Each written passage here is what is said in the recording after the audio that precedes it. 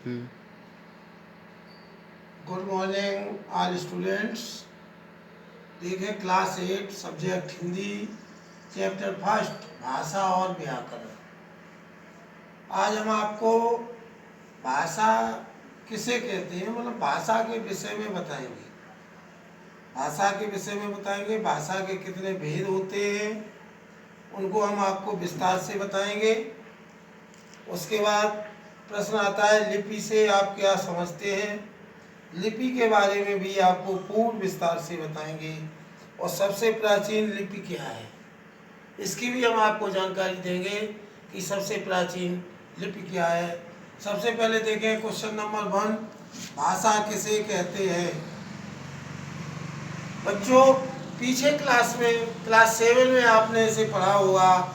जैसे आप class promote होते जाते हैं, एक क्लास से दूसरे क्लास में जाते हैं तो कुछ शब्दों का भाषा का विस्तार हो जाता है और कुछ बदलाव नजर आता है, लेकिन बात वही होती है।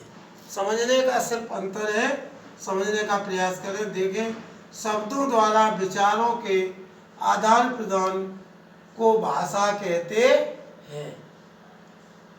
शब्दों द्वारा विचारों के आदान प्रदान को भाषा कहते हैं। अब क्वेश्चन नंबर 2 आता है भाषा के कितने भेद होते हैं। पिछले कक्षा क्लास 6 में हमने आपको बताया था क्लास 7 में आपको 2 भेद पढ़ाए होंगे, मौखिक भाषा और लिखित भाषा। जब आप क्लास 8 में आए तो एक तीसरा भेद आपके सामने आता है, मौखिक भाषा, लिखित भाषा, सांकेतिक भाषा। सबसे पहले नंबर 1 मौखिक भाषा की परिभाषा और उसके बारे में समझने का प्रयास करें। जब कोई व्यक्ति मुख से बोलकर परस्पर भाषण अथवा बातचीत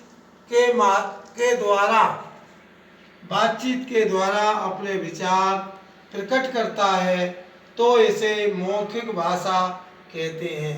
जैसे भाषण देना, नाटक, बातचीत आदि करना। पॉइंट नंबर 2 लिखित भाषा।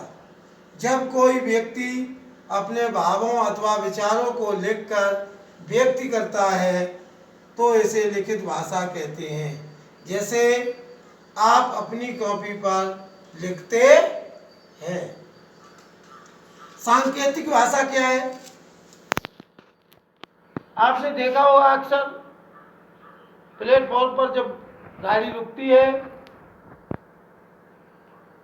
तो लाल सिग्नल होता है, गाड़ी लाल सिग्नल को देखकर रुक जाती है। जब पीछे गार्ड हरी झंडी दिखाता है और इंजन के आगे लाल की जगह हरा सिग्नल हो जाता है तो ड्राइवर जान जाता है कि हमें गाड़ी चला देनी चाहिए। ये सांकेतिक भाषा हुई। जैसे चौराहे पर ट्रैफिक का खड़ा हुआ पुलिस का सिपाही अपने हाथों के द्वारा संकेत रुकने और चलने के करता है। अब आप जान चुके होंगे कि सांकेतिक भाषा क्या है, इसकी डेफिनेशन समझें। संकेतों के द्वारा भी मनुष्य अपने मनोभावों को व्यक्त करता है तो उसे सांकेतिक भाषा कहते हैं। जैसे चौराहे का सिपाही हाथ के संकेतों द्वारा चलने या रुकने का संकेत करता है। आगे देखें क्वेश्चन नंबर 3, लिपि से आप क्या समझते हैं।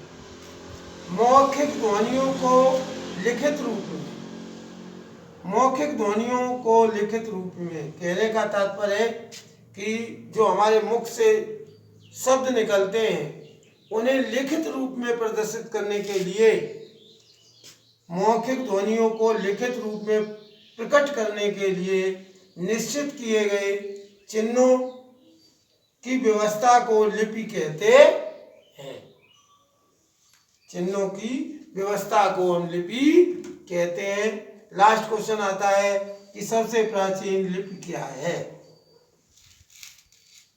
सबसे प्राचीन लिपि क्या है, सबसे पुरानी लिखने की विधि क्या है। सबसे प्राचीन लिपि ब्राह्मी है। इसी के साथ अगले दिन शेष क्वेश्चनों को हम आपके सामने रखेंगे।